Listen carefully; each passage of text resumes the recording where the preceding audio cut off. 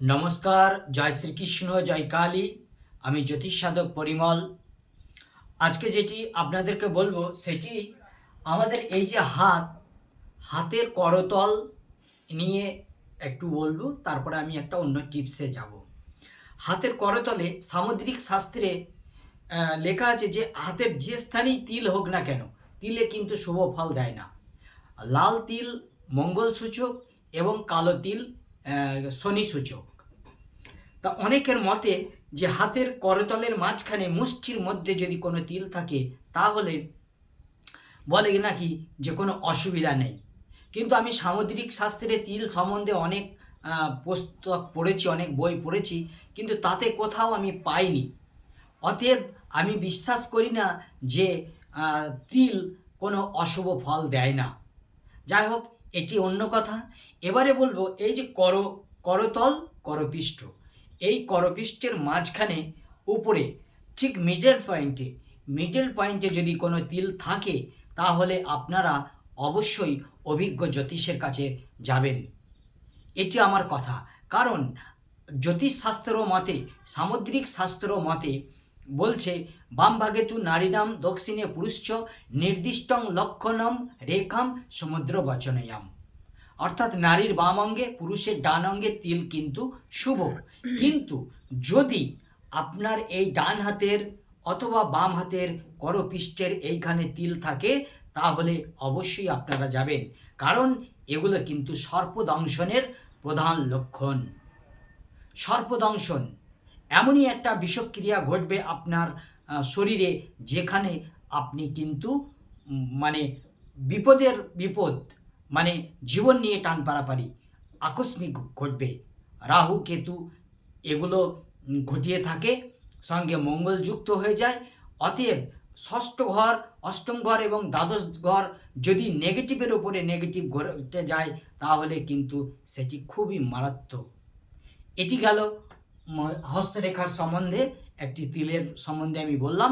এবারে বলবো আজকালকার দিনে স্বামী এবং স্ত্রী নিয়ে অনেকে কিন্তু পরিশান। বিশেষত মহিলারা স্বামীকে নিয়ে কিন্তু পরিশান। মদ খাচ্ছে, জুয়া খেলছে, বাজে আড্ডা দিচ্ছে, কর্মহীন অবস্থায় এই রকম তু ম্যায় একটি ঘটেই আছে পারিবারিক জীবনে বা বৈবাহিক জীবনে। যদি এই রকম কিছু হয়ে থাকে তাহলে আপনারা করবেন কি, আমি মহিলাদের ক্ষেত্রে বলছি, আপনাদের শাড়ির কোনো একটি অংশ থেকে একটি সুতো, একটু বেশি রকম সুতো নিয়ে একটি কবজের মধ্যে ভরে মোম দিয়ে বা তুলসী তলার মাটি দিয়ে আপনারা সেই পুরুষের বালিশের মধ্যে দিয়ে দেবেন। এবং শুক্রবার আপনারা 3টি এলাচ, লবঙ্গ নয়, এলাচ, ছোট এলাচ, 3টি ছোট এলাচ কাপড়ের খুঁটে করে নিয়ে আপনারা শোবেন, মানে রাত্রিবাস করবেন। রাত্রিবাসের পরের দিনকে শনিবার ওটা রেখে দেবেন। তারপরে চান ধান করে আপনারা ওটাকে তেতো করে বেটে ওটা কোনো সবজির সঙ্গে অর্থাৎ তরকারির সঙ্গে আপনার পুরুষকে আপনারা খাইয়ে দেবেন। ব্যাস, এটি কোনো সাইড ইফেক্ট নেই, বরং আপনার উপরে একটি মায়া দায়া সমস্ত কিছু আসবে। অর্থাৎ আগে যে ঝামেলা ঝঞ্ঝাট হচ্ছিল সেগুলো কিন্তু আর হবে না।